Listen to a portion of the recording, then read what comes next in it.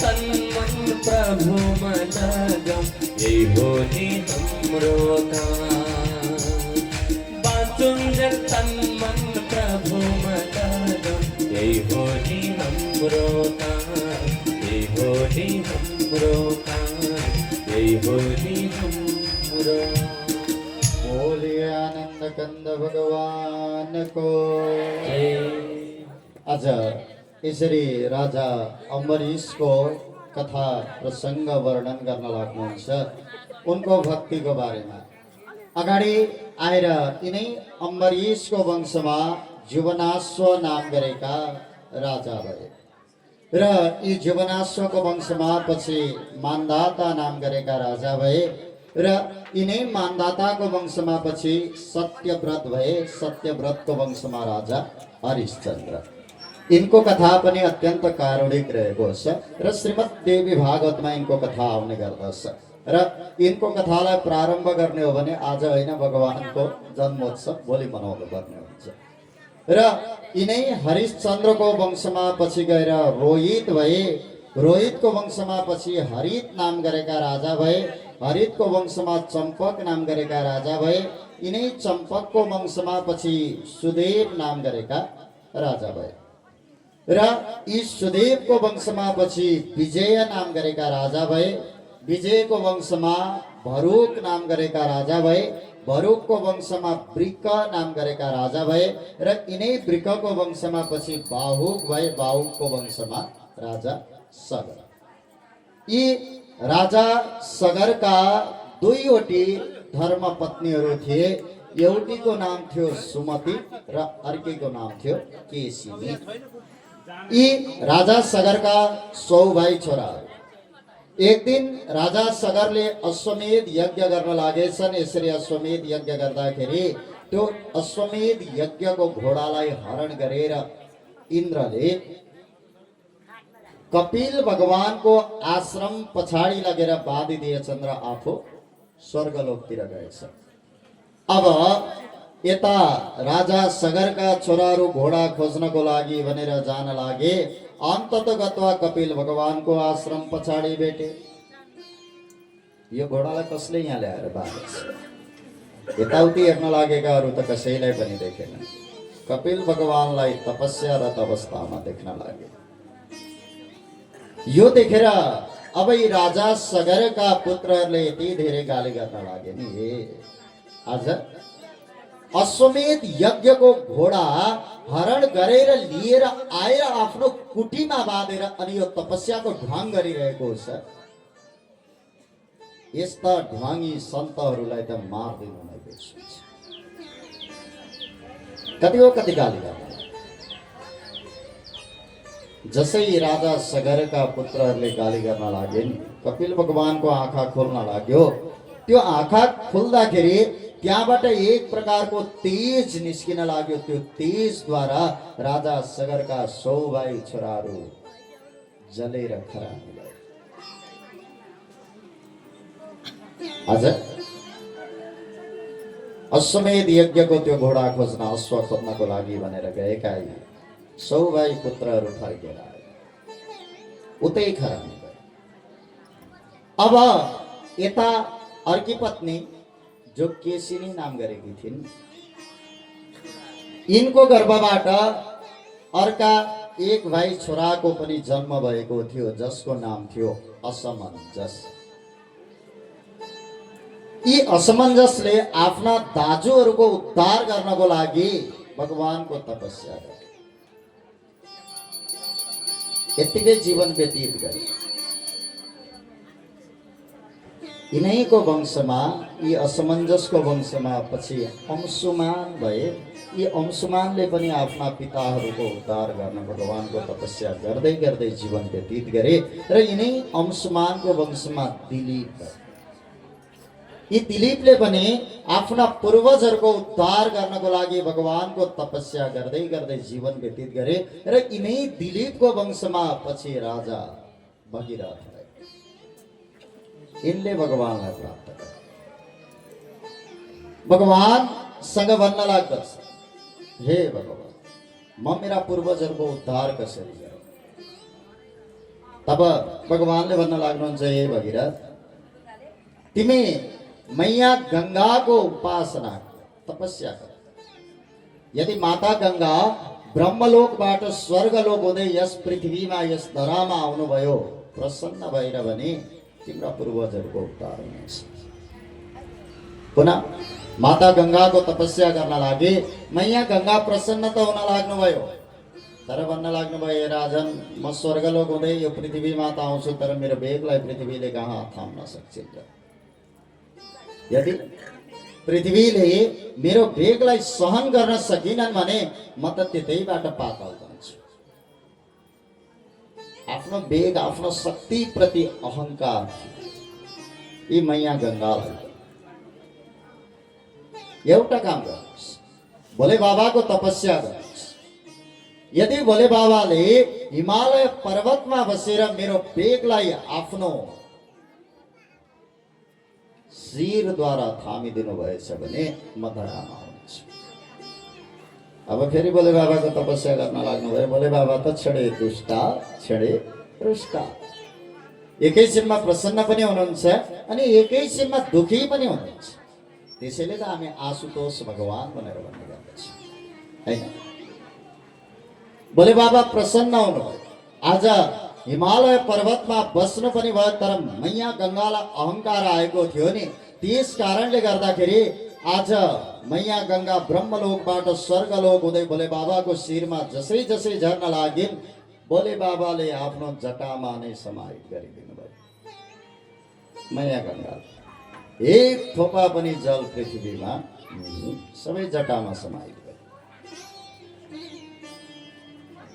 राजा भगीरथ भन्न लाग्नुहुन्छ, हे भोले बाबा, हे देवादिदेव महादेव, मैले त मैया गङ्गालाई मेरा पूर्वजहरूको उद्धार गर्नको लागि भनेर लिएर आएको थिएँ, तर माता गङ्गा त यस धरामै आइपुग्नु भयो। म माथि त कृपा गरिदिनुहोस्। वास्तवमा भोले बाबाले यो लीला किन गर्नुभएको थियो? मैया गङ्गाको जो अहंकार थियो नि, त्यो अहंकारलाई टुटाउनको लागि गर्नुभएको थियो। आज बिस्तारै बिस्तारै भोले बाबाले आफ्नो जटाबाट मैया गङ्गालाई छोड्न लाग्नुभयो र माता गङ्गाले भारतवर्षका विभिन्न क्षेत्रहरूलाई पवित्र बनाउँदै बनाउँदै आज ती राजा सगरका 100 भाइ छोराहरूको उद्धार गर्दै गङ्गा सागरमा गएर लीन हुन लाग्नुभयो। त्यसै भगीरथले यस धरामा ल्याएको कारणले गर्दा माता गङ्गालाई भागीरथी गङ्गा भनेर पुकारा गर्ने गरिन्छ। यज्जल स्पर्श मात्रेण ब्रह्मदण्ड हतापे सगरात्मजा दिवं जग्मो केवलम देहवस्मदे। जुन मैया गङ्गाको जसले जीवनमा एकचोटि त्यो जल स्पर्श गर्दछ अथवा गङ्गा भनेर नाम मात्र उच्चारण गर्दछ भने पनि उसका समस्त पापहरू नष्ट भएर जान्छ। बोलिए श्री भागीरथी गङ्गा मैया जय हो।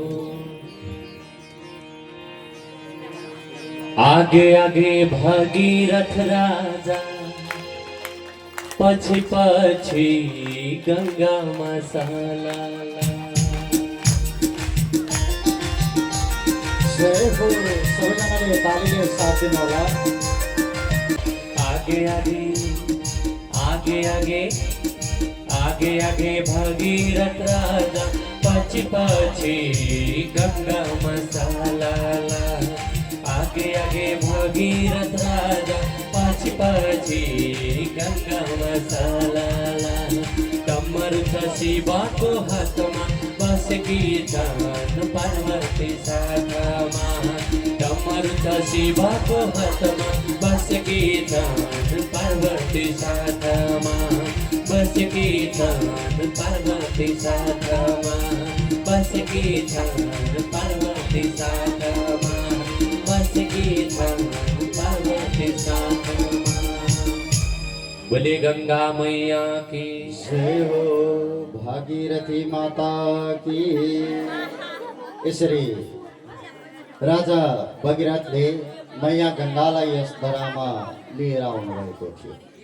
यिनै भगीरथ राजाको वंशमा पछि गएर ऋतुपर्ण नाम गरेका राजा भए र यी ऋतुपर्णको वंशमा पछि सुदास नाम गरेका राजा भए। सुदासको वंशमा सौदास नाम गरेका राजा भए। यिनै सौदासको वंशमा पछि अस्कम नाम गरेका राजा भए। अस्कमको वंशमा नारी कवच नाम गरेका राजा भए। यी नारी कवचको वंशमा खट्वाङ्ग भए। खट्वाङ्गको वंशमा दीर्घबाहु, दीर्घबाहुको वंशमा रघु भए। रघुको वंशमा अज अनि अजको वंशमा महाराज दशरथ। यी महाराज दशरथका तीनवटी धर्मपत्नी भए तापनि घरमा कुनै पनि सन्तान थिएन। यिनले पछि पुत्रेष्टि यज्ञ गर्न लागे। यसरी पुत्रेष्टि यज्ञ गर्न लागिसकेपछि 3 रानीको गर्भबाट 4 भाइ छोराको जन्म भयो, राम, भरत, लक्ष्मण र शत्रुघ्न। भगवान श्री रामको विवाह मैया सीतासँग भएको थियो भने भरतको विवाह माण्डवी नाम गरेकी कन्यासँग भएको थियो। यसै गरी लक्ष्मणको विवाह उर्मिला नाम गरेकी कन्यासँग भएको थियो भने शत्रुघ्नको विवाह श्रुतकीर्ति नाम गरेकी कन्यासँग भएको थियो। यी 4 भाइ छोराहरू राम, भरत, लक्ष्मण र शत्रुघ्न, यी 4 भाइ छोराका पनि अरू 2 भाइ छोरा थिए। भगवान श्रीरामका 2 भाइ छोरा थिए जसको नाम थियो लव र कुश। यसै गरी भरतजी महाराजका पनि 2 भाइ छोराहरू थिए जसको नाम थियो तक्ष र पुष्कल। लक्ष्मणजीका पनि 2 भाइ छोराहरू थिए जसको नाम थियो अंगद र चित्रकेतु। अनि शत्रुघ्नका पनि 2 भाइ छोराहरू थिए सुबाहु र श्रुतसेन नाम गरेका। यसरी यो सूर्य वंश अगाडि बढ्न लाग्दछ।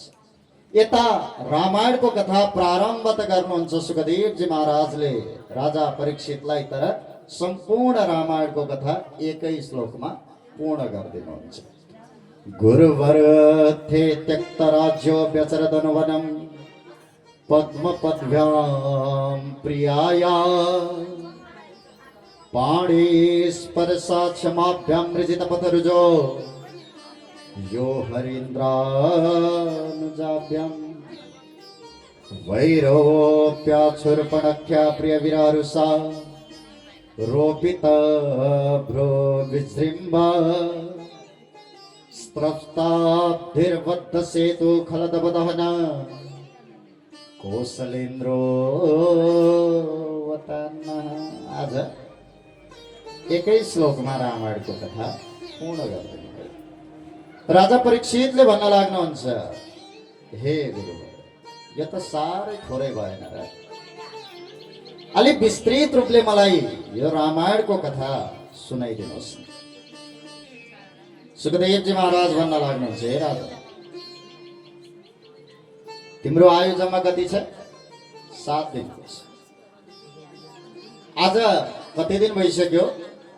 5 दिन भइसक्यो। अब रामायणको कथा विस्तृत रूपले श्रवण गर्ने हो भने त आजदेखि फेरि अरू 9 दिन थप्नुपर्छ। तिम्रो आयुले भ्याउँदैन। त्यही पनि तिमीले इच्छा गरिहाल्यौ, म केही सारांशित रूपले कथाहरू चाहिँ तिमीलाई सुनाउनेछु। तब 2 अध्यायमा यो रामायणका कथाहरू वर्णन गर्न लाग्नुहुन्छ। रामायणका यी कथाहरू, पात्र चरित्रहरू हामी सबैले पढेका छौँ हैन, टिभीमा हेरेका पनि छौँ। हामी पात्र चरित्रतिर नजाउँ। रामायणले दिन खोजेको सन्देश के हो? रामायणले दिन खोजेको हामीलाई ज्ञान के हो? अलिकति यो बुझौँ र अगाडि बढौँ। भगवान श्री रामले चतुर्व्यूहको रूपमा अवतार लिनुभएको थियो हैन। राम, भरत, लक्ष्मण र शत्रुघ्न। जीवनमा नि यिनै 4 खुड्किलाहरू पार गर्नुभयो भने यसैले भगवान श्री रामको धामलाई प्राप्त गराउँछ।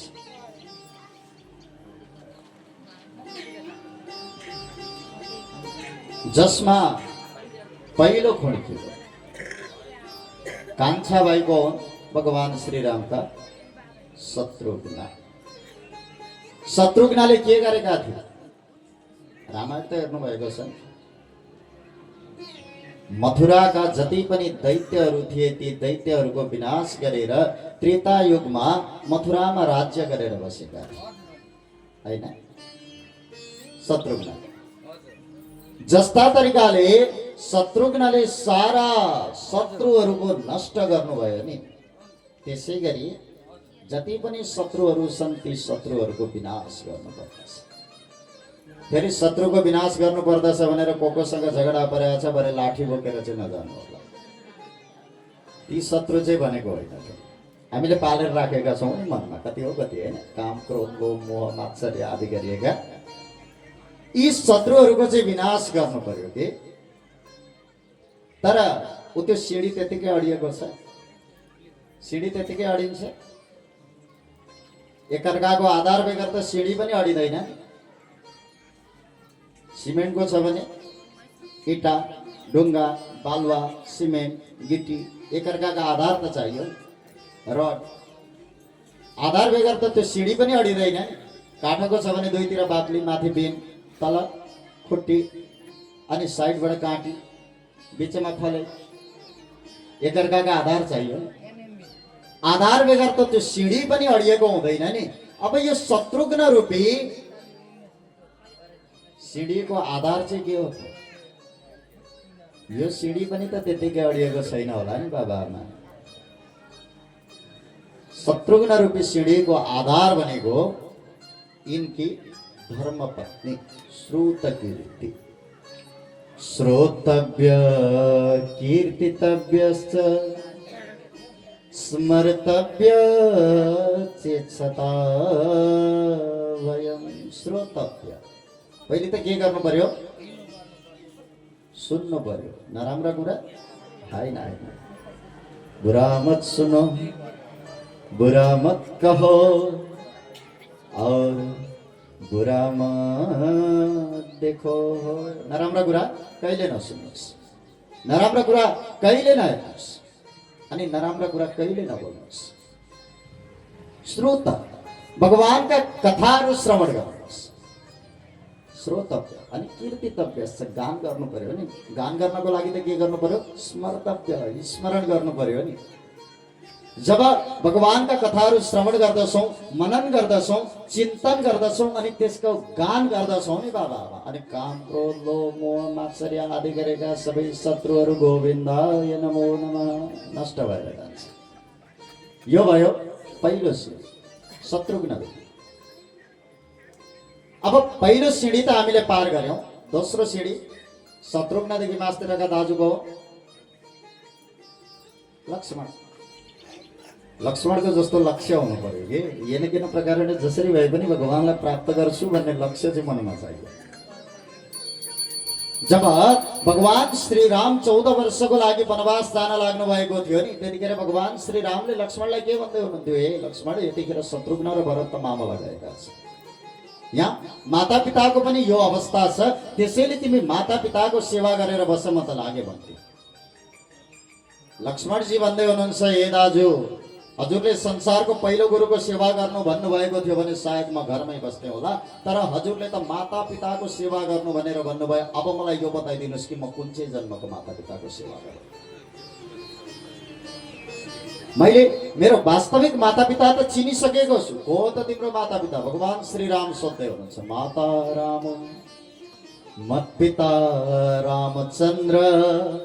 मेरो त माता भने पनि भगवान श्री राम हुनुहुन्छ अनि पिता भने पनि भगवान श्री राम नै हुनुहुन्छ। सर्वस्व में नैव जाने न जाने। सारा संसारमा मैले कसैलाई पनि जानेको छुइनँ, मेरो सबै थोक भगवान श्री राम हुनुहुन्छ। अनि मेरा माता पिता चाहिँ वनमा जाँदै हुनुहुन्छ, म चाहिँ कसरी घरमा बस्न सक्छु? म त लागे वनतिर। भगवान श्री राम भन्दा पहिले लक्ष्मणजी निस्किनु भएको थियो त्यो वनवास जानको लागि। येन किन प्रकार जसरी भए पनि भगवानलाई प्राप्त गर्छु भन्ने लक्ष्य चाहिँ चाहियो कि भित्र यो दोस्रो खुड्किलो। अब यो दोस्रो खुड्किलोको आधार चाहिँ के हो? यो खुड्किलोलाई अड्याउने वाला आधार पनि त हो। यिनकी धर्म पत्नी उर्मिला, उर्मिला भनेको उद्वेग, उत्साह, उमङ्गता भन्ने अर्थ लाग्दछ। जति भगवानका कथा श्रवण गरियो त्यति नै भित्रबाट गरौँ गरौँ गरौँ गरौँ लाग्नु पर्यो कि जति भगवानका भजन कीर्तन गान गर्यो त्यति नै भित्रबाट गरौँ गरौँ लाग्नु पर्यो। जबसम्म भगवानका कथाहरू श्रवण गर्न लाग्दछ अनि उत्साह उमङ्गता आदि आउन लाग्दछ अनि मात्र उर्मिला महारानी आउनुहुन्छ। जबसम्म उर्मिला आउनुहुन्न तबसम्म लक्ष्मणजी कहाँ आउनुहुन्छ? यो दोस्रो खुड्किलो। अर्को तेस्रो खुड्किलो भनेको यिनका दाजु भरत, अपूर्णतालाई पूर्णता गरिदिने वाला। अब यति सबै भयो नि, यति सबै भए तापनि नि बाबा वैराग्य दुई प्रकारको हुन्छ अरे कि एउटा चाहिँ साँच्चैको वैराग्य हुन्छ अरे, अर्को चाहिँ मर्कट वैराग्य हुन्छ। अब यो मर्कट वैराग्य चाहिँ घर घरमा चल्ने गर्दछ।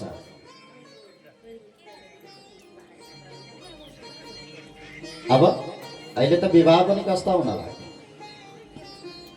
8 प्रकारका विवाहमा विशेष गरी अहिले राक्षसी पद्धतिका विवाह बढी हुन लाग्यो। ब्रह्म विवाह त हुनै छ, माघी विवाह अहिले हुन्छ कम्ती।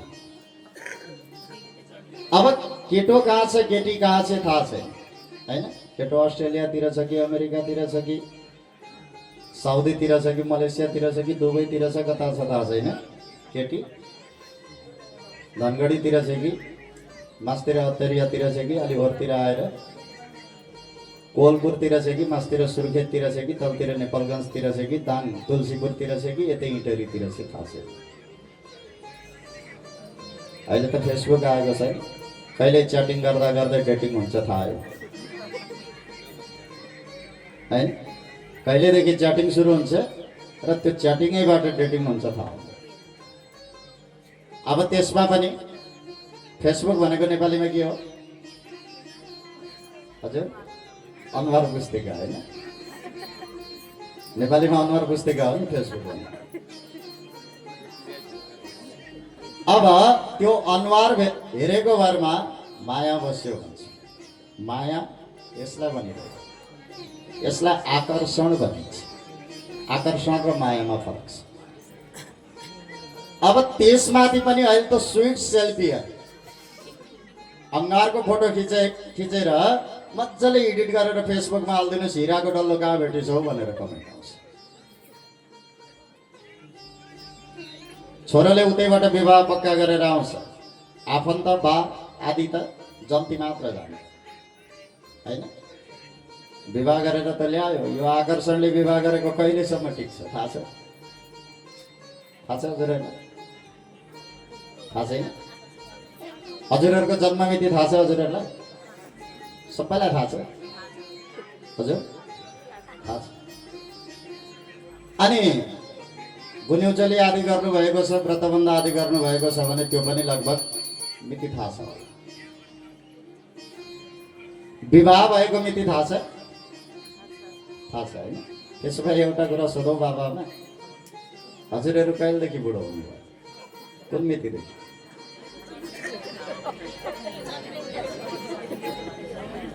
हजुर कहिलेदेखि बुढो हुनुभयो हजुर?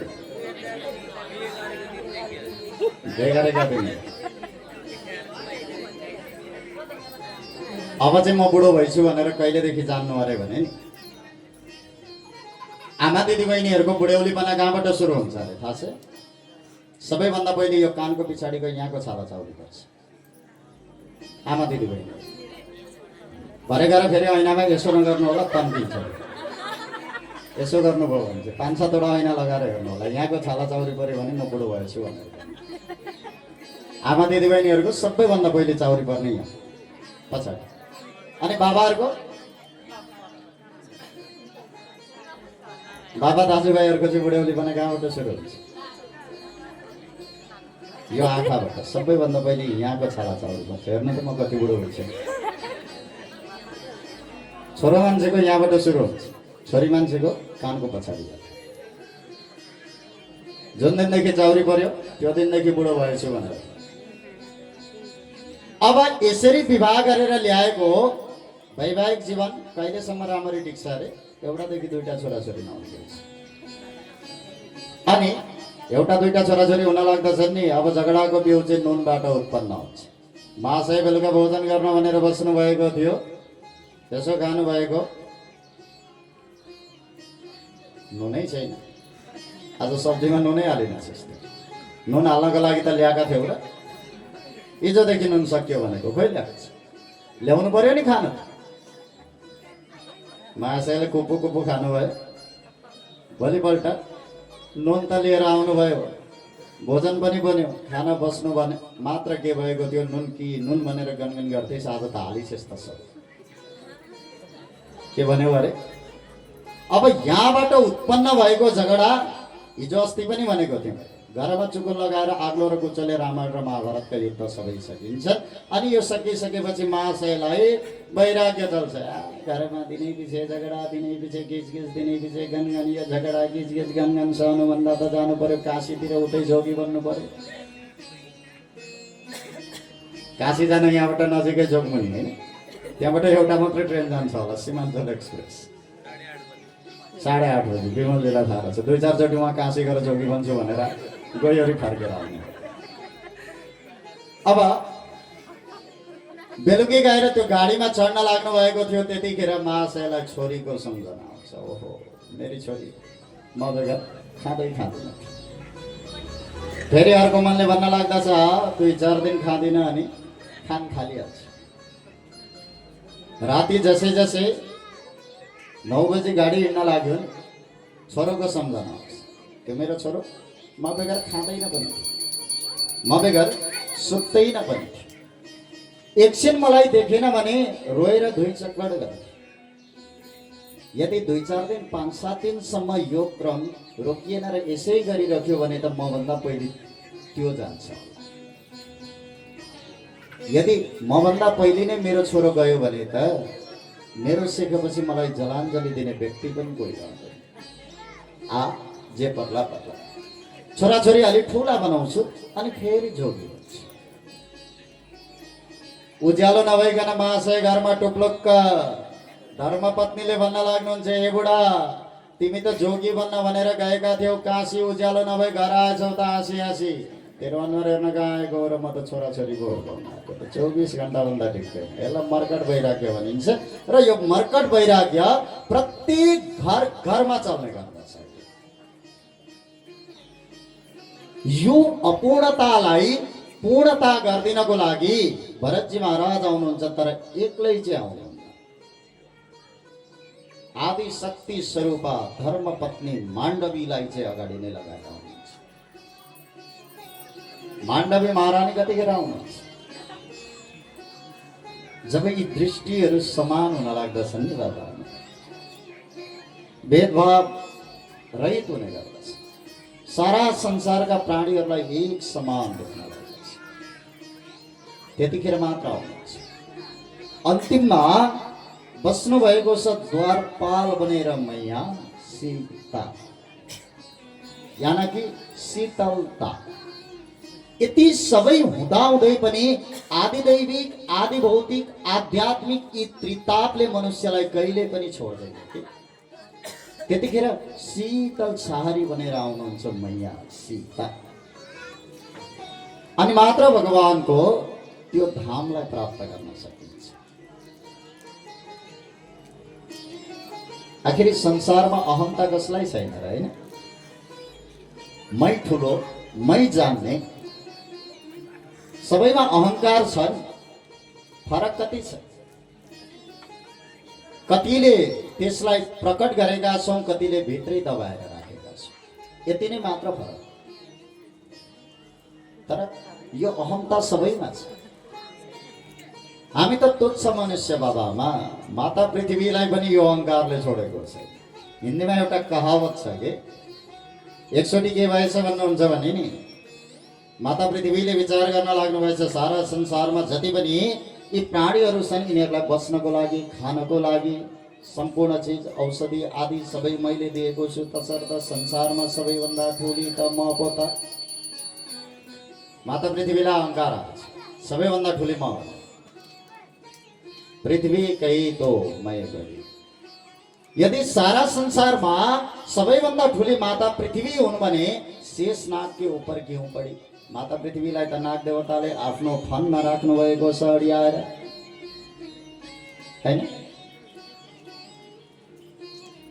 पृथ्वी भन्दा ठुला त को रहेछन्? नाग देवता रहेछन्।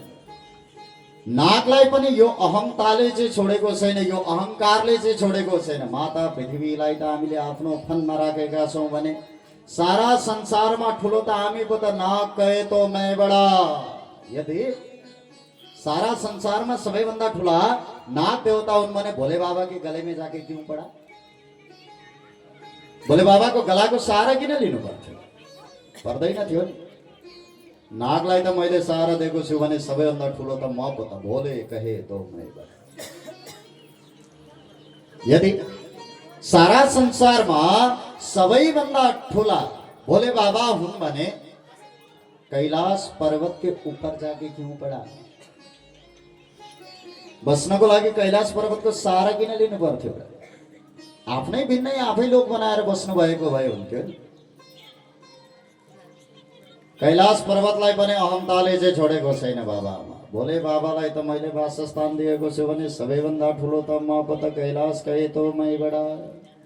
यदि सारा संसारमा सबैभन्दा ठुला कैलाश पर्वत हुन् भने रावण के डर से क्यों गडबडा? रावणको डरले किन तोरुरु काम्नु पर्थ्यो? एकचोटि के भएछ भन्नुहुन्छ भने नि, रावणले भोले बाबालाई प्रसन्न पार्छु भनेर, हजुरहरूले सुन्नु भएको छ नि शिव ताण्डव स्तोत्र। जटाटवी गलज्ज्वल प्रवाह पावितस्थले गले वलम्ब्यलम्बितं भुजंग तुंगमादिकं डमड्डमड्डमड्डमन्निनादमड्डमर्वयं चकार चण्ड ताण्डवं तनोतु न शिव शिवं। सुन्नु भएको छ शिव ताण्डव स्तोत्र? यसको रचनाकार रावण। शिव ताण्डव स्तोत्रको रचना रावणले। भोले बाबालाई प्रसन्न पार्छु भनेर कैलाश पर्वत सहित भोले बाबालाई उठाएको थियो। कैलाश पर्वतै एक हातले उठाएको थियो, अर्को हातले डमरू बजाइरहेको थियो अनि मुखद्वारा यही ताण्डव स्तोत्र गान गरिरहेको थियो अनि अग्निमा आगोमा नाचिरहेको थियो। अहिले विशेष गरी पुराणमा त्यो झाँकीमा आगो नाच्ने खुब फेसनमा आएको छ नि, हैन? हामीलाई अझै त्यही मजा लाग्छ। घरका पुराणमा पनि झाँकी राखेर सब पुराण बिगारेर न पाठ हुन्छ न कथा हुन्छ। सार्वजनिकमा त ठिकै छ, हैन? झाँकी नराखौँ न बिग्रिन्छ कथा भन्यो भने नि, होइन झाँकी बेगर त हुँदैन गुरु भन्नुहुन्छ जबरजस्ती। झाँकी नै हेर्नु पुराण लगाएपछि त झाँकी नै देखाउनु पर्यो। पितृ उद्धारको मतलबै छैन, झाँकी भयो भयो। अब आगोमा देख्नु भएको छ नि पुराण नाच, हैन? यो नृत्य पनि रावणको। आगोमा यसरी नै नाचिरहेको थियो। त्यो पुराणमा चाहिँ रावण बनाएर नचाउन मिल्दैन र शिवजी बनाएर नचाएको, त्यति नै मात्र हो। वास्तवमा त्यो नृत्य रावणकै हो। त्यसरी नै नृत्य गरिरहेको थियो।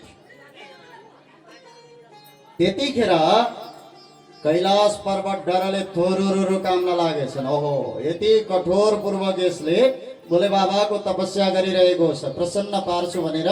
यदि भोले बाबाले मलाई छोडेर त्यो रावणलाई दर्शन दिन जानुभयो भने मेरो काम छैन भनेर यसले समुद्रमा मलाई फाल्दिने त होइन। डरले कामिरहेका थिए कैलाश पर्वत। कैलाशभन्दा ठुलो को रहेछ? रावण। रावण पनि यही अहंताले गर्दा मरेको छ नि, यही अहंकारले गर्दा मरेको छ नि। रावण गए तो मैं बड़ा। यदि सारा संसारमा सबैभन्दा ठुलो रावण हो भने बाली के पूंछ में जाके क्यों पड़ा? बालीको पुच्छरमा किन पर्नु पर्थ्यो? पर्दैन थियो। एकचोटि बालीलाई मार्छु भनेर रावण गएछ कि जाँदाखेरि बाली त समुद्रमा डुबुल्की मारिरहेका थिए। यो समुद्रबाट डुबुल्की मारेर निस्कने बित्तिकै यसलाई मार्छु भनेर गदा यसो गरेर रावण बसिरहेको थियो। अब बाली समुद्रबाट जसै फुट निस्किन लागे नि कतिखेर पुच्छरमा रावण भेरिसकेछ। न त रावणलाई थाहा भयो न त बालीलाई थाहा भयो। बाली त पृथ्वीको परिक्रमा गर्न निस्के। अब चाहिँ मार्नु पर्यो भनेर रावणले जब गदा प्रहार गर्न लाग्यो नि त्यतिखेर पो यसो हेर्छ कहिले हो कहिले पुच्छरमा भेरिसकेको रहेछ। अब बालीले पृथ्वीको परिक्रमा गरेर आएर पुनः समुद्रमा डुबुल्की मारेर जिउ टकटकाउन लागे नि बाबामा अनि मात्रै रावण फोत राम राम राम राम राम यसलाई त मार्न नसकिने रहेछ। त्यही बालीसँग मित लगाएर रावण गएको थियो त्यतिखेर। अब रावण भन्दा ठुलो त बाली रहेछ। बालीलाई पनि यो अहंकार चाहिँ नआएको होइन।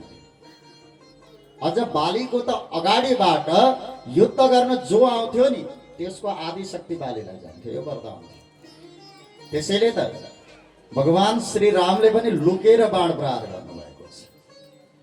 यदि आम्ने सामने भगवान श्री राम पनि आउनु भएको थियो भने भगवानको आदि शक्ति बालीलाई जान्थ्यो। त्यस कारणले गर्दा परबाट लुकेर बाण प्रहार गर्नुभएको छ। जब यो बालीलाई मार्नु भएको थियो त्यतिखेर बाली पत्नी तारालाई सम्झाउँदै हुनुहुन्थ्यो भगवान श्री राम। 9-10 कक्षामा पहिले नेपालीमा एउटा कविता पनि पढ्नु पर्थ्यो। त्यहाँ भगवान श्री रामले भन्दै हुनुहुन्छ, हे ताराजी विचार नराखी तिमीले शोकै कति गर्दछौ। यो मेरो पति हो भनेर नबुझी व्यर्थै शरीर हेर्दछौ। देहै पति हो भन्दछौ पनि भन्या देह त छ त यही। आत्मै पति हो भन्दछौ पनि भन्या आत्मा त मर्दैन कहीँ। पहिले 9-10 कक्षामा पढ्नु पर्थ्यो नेपाली। आखिरी पति चाहिँ कसलाई मान्छ? यहाँ एउटै कुरा सोध्दै हुनुहुन्छ नि, देहलाई पति मान्छौ कि आत्मालाई पति मान्छौ? देहै पति हो भन्दछौ पनि भन्या। यदि देहलाई पति मान्दछौ भने देह त छ त यहीँ तिम्रो अगाडि लडिरहेको छ, कहीँ पनि गएको छैन देह। अनि शोक केका लागि गर्दैछ? होइन होइन, म देहलाई पति मान्दिनँ, म आत्मालाई पति मान्दछौ भन्छौ भने आत्मा त मर्दैन कहीँ। आत्मा त कहिले मर्दैन, यो त अजर छ, अमर छ, अविनाशी छ, जगतको साक्षी पनि छ। अनि शोक चाहिँ केका लागि गर्दैछ? यो बाली पनि यही अहमताले यही अहंकारले गर्दा मरेको थियो नि। बाली गए तो मैं बड़ा। यदि सारा संसारमा सबैभन्दा ठुलो बाली हो भने राम के बाण से क्यों मरा? भगवान श्री राम को बाणद्वारा किन मर्नु पर्थ्यो र? पर्दैन थियो नि। अब यसको मतलब चाहिँ यो होइन बाबा भगवान श्री रामलाई चाहिँ अहंकार आएन भन्ने चाहिँ। भगवान श्री रामलाई पनि अहंकार आएको छ। भगवान श्री रामलाई चाहिँ कतिखेर अहंकार आयो? जतिखेर मैया सीतालाई लिनको लागि लङ्का जाँदै हुनुहुन्थ्यो, जहाँ समुद्रमा नल नील आदि गरिएका बानर सेनाहरूको सहयोगमा पुल हालिराख्नु भएको थियो। त्यतिखेर भगवान श्री रामले विचार गर्न लाग्नुभयो, मेरो लागि भनेर यत्रो धेरै दुःख कष्ट गरिरहेका छन् यी बानर सेनाहरूले गएर सघाइदिनु पर्यो। यहाँसम्म त ठिक छ, तर ढुङ्गा जहाँबाट ल्याइरहेका थिए नि भगवान श्री रामले त्यहाँ गएर के गर्नुभयो? त्यो ढुङ्गामा सबै ती बानर सेनाहरूले जय श्री राम लेखिरहे। भगवानले विचार गर्न लाग्नुभयो, म आफै राम, अनि रामकै हातद्वारा ढुङ्गा लाँदैछु भने रामकै हातद्वारा रामकै नाम चाहिँ किन लेख्नु पर्यो? यति विचार गरेर ढुङ्गा उठाएर दियो। अब त्यस समुद्रमा ती नल नीलले के गर्दै थिए? जय श्री राम भनेर ढुङ्गा हालिरहेका थिए। अनि तै भगवानले विचार गर्न लाग्नुभयो, म आफै राम, अनि रामकै हातमा ढुङ्गो छ, रामकै हातद्वारा ढुङ्गो फाल्दैछु भने रामकै मुखद्वारा रामकै नाम चाहिँ किन लिनु पर्यो? यति विचार गरेर ढुङ्गो फाल्नु भएको गोविन्द नमो नमः डुब्यो। अब जब यो ढुङ्गो डुब्यो नि, हनुमानजी पछाडिबाट मरि मरि हाँस्न लाग्नुभयो। भगवान भन्न लाग्नुहुन्छ, हे हनुमान किन हाँसेका? हे भगवान, हजुरलाई एउटा कुरा भन्यो, हजुरले त यो बोल्नु भएछ यो कर्मभूमि हो भनेर। हजुर पनि यहाँ कर्म गर्न आउनुभयो। हजुरको यहाँ जति महिमा छ नि भगवान, त्यसको हजारौं गुना हजुरको नामको महिमा छ। हजुरले आफ्नो हातद्वारा ढुङ्गा त समुद्रमा फाल्नुभयो, तर राम नामको महिमाको त अपमान गर्नुभयो। हजुरको नामको महिमा कति छ हजुरलाई थाहा छ? एकचोटि लङ्कामा के भएछ? प्रजाहरूले भन्न लागेछन् त्यो सामान्य रामले समुद्रमा पुल हाल्दैछ। तपाईभन्दा शक्तिशाली त त्यो राम रहेछ। हे महाराज, पुल हालेर सेनाहरू लिएर आउँदैछ। तपाईमा यति शक्ति थिएन? पहिले नै पुल हालेर गएर मारिदिनु भएको भए हुन्थ्यो नि। कि तपाईमा यो क्षमता छैन? रावणले के गर्यो? ती आफ्ना प्रजाहरूलाई देखाउनको लागि भए पनि सारा प्रजाहरूलाई समुद्रको त्यस तटमा लिएर आयो र भन्न लाग्यो एउटा ढुङ्गा हातमा लिँदै, हे राम, यदि तिमी सामान्य मनुष्य रहेछौ भने म तिमीलाई मार्छु, तर आज एउटा परीक्षा लिन्छु। तिमी साँच्चीकै भगवान श्री राम नै रहेछौ भने आज मेरो हातबाट यो झरेको ढुङ्गो समुद्रमा तैरिनु पर्छ, अनि म मान्छु तिमी भगवान हौ। यति भनेर ढुङ्गो फालेको थियो, त्यो ढुङ्गो तैरियो। लङ्काका ती प्रजाहरूलाई रावणले प्रुफ गरेको, म पनि सक्छु। हजुरको नामको त्यति धेरै महिमा छ, तर हजुर आफैले राम नामको महिमाको अपमान कसरी गर्न सक्नुभयो? हनुमानजीले सम्झाउँदै हुनुहुन्छ। भगवान श्री रामलाई यहाँनिर अहंकार आएको थियो। आज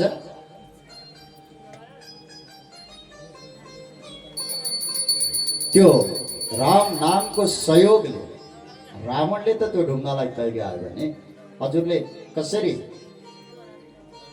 अपमान गर्न सक्नुहुन्छ? राम कहे तो मैं बोला। यदि सारा संसारमा भगवान श्री राम हुनुहुन्छ भने भक्तों के मन में जाके क्यों पड़ा? भक्तको हृदयमा गएर बन्दी भएर किन बस्नु पर्थ्यो? अघि भर्खर हामीले कथामा सुनेका थियौँ नि, अहम भक्त पराधीनो। मलाई मेरा भक्तहरूले पनि बसी कुर्वन्ति माम, आफ्नो बसमा राखेका छ। संसारको सबैभन्दा ठुलो को रहेछ? भगवानको परम भक्त रहेछ। अब भगवानलाई पनि बन्दी बनाएर राख्न सक्ने रहेछ, तर यसको लागि प्रारम्भ चाहिँ कहाँबाट गर्नु पर्यो? कहाँबाट गर्नु पर्यो बाबामा? यत्रो बेर कथा सुनेको के अरे नेपालीमा त्यो उखान थियो नि, पढाए पढाए अनि के त्यस्तै भयो। सुरु चाहिँ कहाँबाट गर्नु? शत्रुघ्नबाट होइन, प्रारम्भ चाहिँ भगवान श्री रामबाटै सुरु गर्नु। राबाट कुनै राम्रो कार्यको थालनी गर्नुहोस् अनि मबाट कुनै महान कार्यको थालनी गर्नुहोस्। यहीँबाट प्रारम्भ गर्नुहोस्। सेवाई परमो धर्म भनेर भनेको छ। सेवा गर्नु नै सबैभन्दा ठुलो धर्म हो। कसैले मेरो सेवा गरिदियोस् भन्ने चाहना छ भने पहिले अरूको सेवा गर्नु पर्यो हैन? यो व्यक्तिले चाहिँ मलाई नमस्कार गर्दै हुन्थ्यो भन्ने लाग्यो भने के गर्नुहोस्? भेटेपछि 2 दिन 4 दिन 8 दिन 10 दिन 12 दिन 15 दिनसम्म नमस्कार गर्नुहोस्। 16औं दिनका दिन तपाईँले नगरे पनि त्यो व्यक्तिले गर्छ। मैले सम्मान पाए हुन्थ्यो भन्नको लागि त पहिले अरूको सम्मान गर्न सिक्नु पर्यो नि। कसैलाई सत्मार्गमा लिएर जान्छु भन्नको लागि त पहिले आफू सत्मार्गमा लाग्नु पर्यो नि। आफू चाहिँ गलत मार्गमा लागेको छ अनि अर्कालाई चाहिँ सत्कर्म गर भन्दा मान्छ उसले? मान्दैन। तसर्थ सेवाई परमो धर्म, सबैभन्दा ठुलो धर्म भनेको सेवा गर्नु नै हो भनेर भनेको छ। यो रामायणबाट हामीले सिक्ने पनि हो, रामायणले दिन खोजेको ज्ञान पनि हो, सन्देश पनि हो। 9 दिनसम्म हामीले रामायणका कथाहरू श्रवण गरेर पनि यति कुरो बुझ्न सकेनौँ भने त्यो कुनै अर्थ रहँदैन। हजुरहरू सबैलाई यी पात्र चरित्रहरू थाहा छ भनेर मैले हजुरहरूलाई रामायणको पूर्ण कथा 9 दिनको कथा केही क्षणमा बुझाउने प्रयास मात्र गरेँ। यति नै हो रामायणले दिन खोजेको ज्ञानै।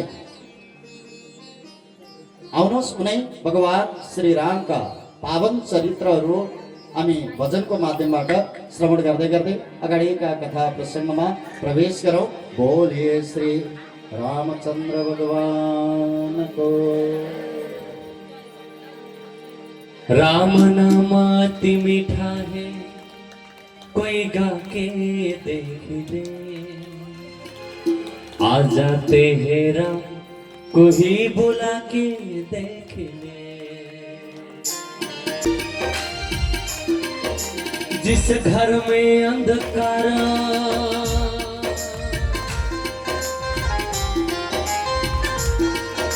जिस घर में अंधकार वहाँ मेहमान कहाँ से आए। जिस घर में अंधकार वहाँ मेहमान कहाँ से आए। जिस मन में अभिमान वहाँ भगवान कहाँ से आए। जिस मन में अभिमान वहाँ भगवान कहाँ से आए। अपने मन मंदिर में, अपने मन मंदिर में ज्योति जला के देख ले। अपने मन मंदिर में ज्योति जला के देख ले। आ जाते हैं राम, कोई बुला के देख ले। आ जाते हैं राम, कोई बुला के देख ले। आ जाते हैं राम, कोई बुला के देख ले। आ जाते हैं राम, कोई बुला के देख ले। बोले रामचंद्र भगवान को। जय।